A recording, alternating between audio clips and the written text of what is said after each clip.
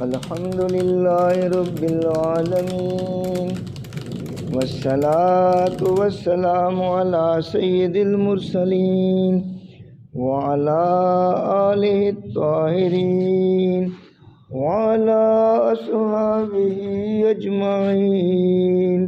اعوذ باللہ من الشیطان الرجیم، بسم اللہ الرحمن الرحیم۔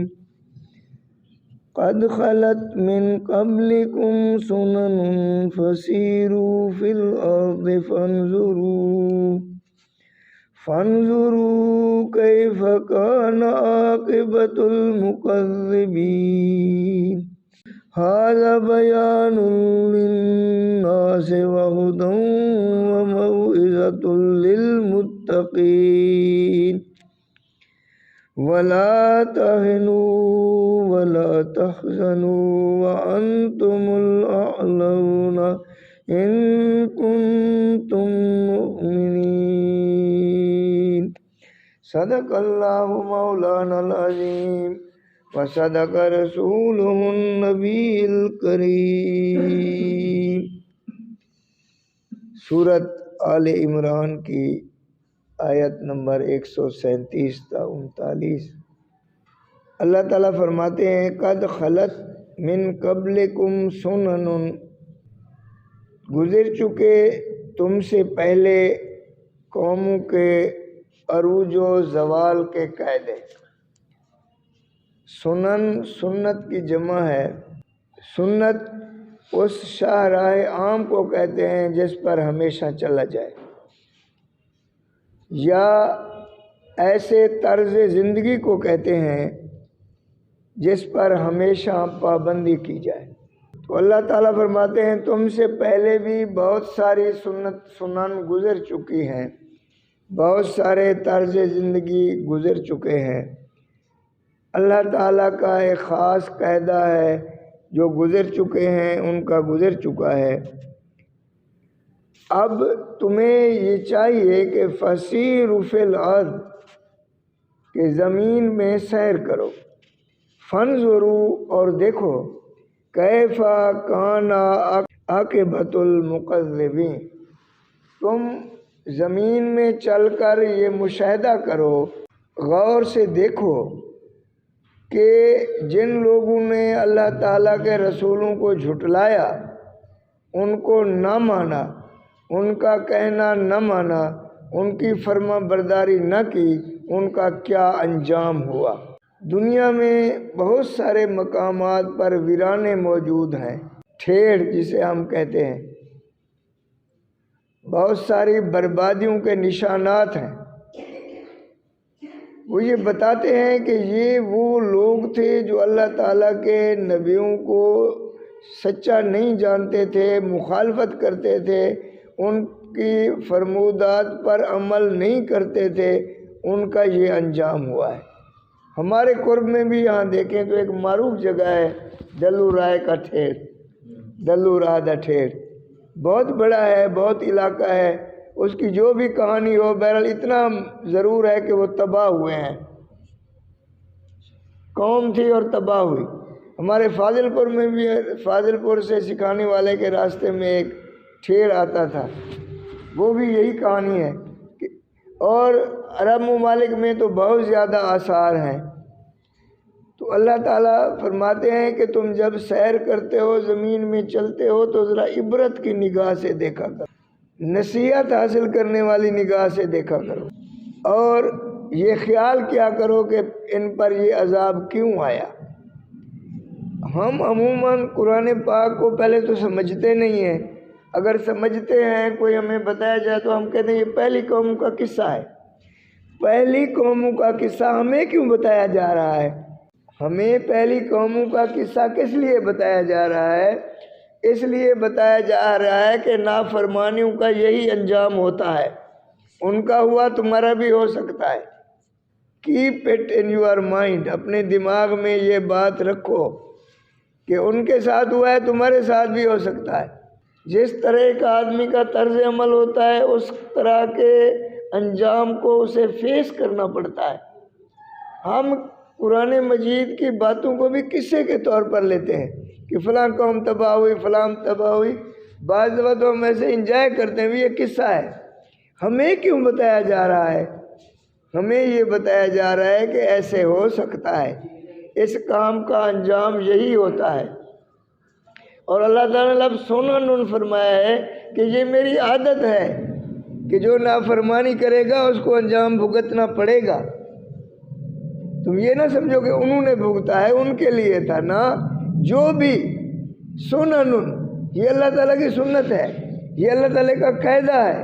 یہ عروج و زوال کی داستانیں بتاتی ہیں کہ ایسے ہوتا ہے، یہی انجام، ایسے کاموں کا یہی انجام ہوتا ہے۔ اگلی آیت ہے ھذا بیان للناس وہدی وموعظۃ للمتقین۔ آگے اللہ تعالیٰ فرماتے ہیں ھذا بیان للناس، یہ قرآن مجید کی تعریف ہے، یہ بیان ہے۔ اللہ تعالیٰ فرماتے ہیں انسانوں کے لیے، صرف مسلمانوں کے لیے بھی نہیں ہے، پوری کائنات کے انسان کے لیے ایک بیان ہے۔ وہ اس کو پڑھے، اس کا تجزیہ کرے، اس کو دیکھے، کریٹیکلی اینالائز کرے، وہ اس کا تجزیہ کرے کہ ایسا کیوں ہوا ہے، کب ہوا ہے، کیسے ہوتا ہے۔ یہ تمام انسانوں کو دعوت ہے، بیان للناس، صرف مسلمان کے لیے نہیں ہے۔ اور وہدی وموعظۃ للمتقین، اور ہدایت ہے اور نصیحت ہے کس کے لیے؟ جو اللہ تعالیٰ کا خوف دل میں بٹھائے ہوئے، جو اللہ تعالیٰ کو اپنا محبوب سمجھتا ہے، محسن سمجھتا ہے، اپنا آقا سمجھتا ہے، اپنا مولا سمجھتا ہے، اور اپنے آقا و مولا کی ناراضگی سے ڈرتا ہے، وہ متقین۔ متقین کے لیے اس میں ہدایت ہے اور نصیحت ہے، باقی لوگوں کے لیے بیان ہے۔ دیکھیں، کریٹیکلی اینالائز کریں، وہ اس پر تنقید کر کے دیکھیں کہ ایسے ہوا ہے، ایسا عمل ہے تو ایسا انجام ہے، تو کل بھی ہوا تھا، آج بھی ہوگا۔ یہ نہیں ہے کہ آج نہیں ہوگا، یہ اللہ تعالیٰ سنن ان کا لفظ میں یہ بتایا آج بھی ہو سکتا ہے، آج بھی ہو سکتا ہے۔ تو لہٰذا ھذا بیان للناس، یہ لوگوں کے لیے بیان ہے۔ تو قرآن پاک ایک ایسا کلام ہے کہ اس میں ہدایت ہے، اس میں نصیحت ہے۔ دنیا میں بہت خوبصورت کتابیں ہیں، بڑی دل آویز کتابیں ہیں، بڑی منمونی کتابیں ہیں، آج بھی ہیں، کل بھی ہوں گی، لکھی جاتی رہیں گی، لیکن یہ کوئی اور کتاب ہے کہ جس کے بارے میں اللہ تعالیٰ فرماتے ہیں بیان للناس۔ یہی صرف ایسی کتاب ہے جو پوری کائنات کی انسانیت کے لیے اس میں بیان موجود ہے۔ باقی ہر کتاب کوئی خاص مضمون کی ہوتی ہے، کوئی خاص قوم کے لیے ہوتی ہے، کسی خاص قوم کا انجام کی ہوتی ہے۔ اس میں تمام قوموں کے لیے، تمام انسانوں کے لیے، بنی نوع انسان کے لیے بیان موجود ہے۔ یہ صحیفہ مقدس ہے جس کے بارے میں اللہ تعالیٰ نے فرمایا ہے ذالک الکتاب لا ریب فیہ، یہ وہ کتاب ہے اس پر شک و شبہ کی گنجائش ہی نہیں ہے۔ باقی ہر کتاب جو ہے اس کے خود لکھنے والے اگلے ایڈیشن میں اپنی غلطیوں کی اصلاح کرتے ہیں کہ یہ غلطی رہ گئی تھی، ہم اس کو ٹھیک کریں، اور تاکہ ہمارا یہ سلسلہ جاری رہے۔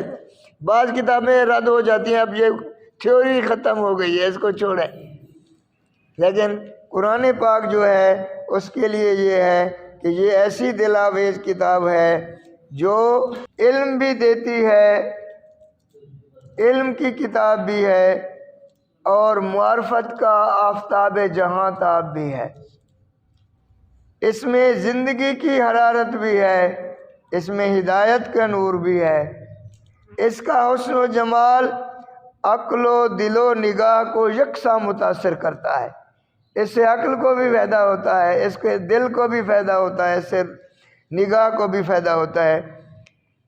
اس کی تجلیات اس فانی دنیا کے لیے بھی ہیں، اس کو بھی روشن کرتی ہیں، اور آخرت کو بھی منور کرتی ہیں۔ یہ عقل و خرد کو جستجو بخشتا ہے، جو اس کو پڑھے گا اس کو جستجو کا سلیقہ آئے گا، کیسے کسی چیز کو تلاش کرنا ہے، اور قلب و روح کو ذوق و شوق مہیا کرتا ہے، اور دلوں کو شوق عطا کرتا ہے۔ اس کی تعلیمات انسان کو جہاں خود شناسی سکھاتی ہیں کہ تم خود کیا ہو پتہ چلتا ہے، اور جہاں خود شناسی سکھاتی ہیں وہاں خدا شناسی سکھاتی ہے۔ وہاں یہ پتہ چلتا ہے کہ ہم جس آقا و مولا کو مانتے ہیں، رب مانتے ہیں، الہ کہتے ہیں، وہ ہمارا اللہ کیا ہے اس کی معرفت بھی اس میں موجود ہے۔ یہ کتاب سراپا اعجاز ہے، یعنی معجزہ ہے۔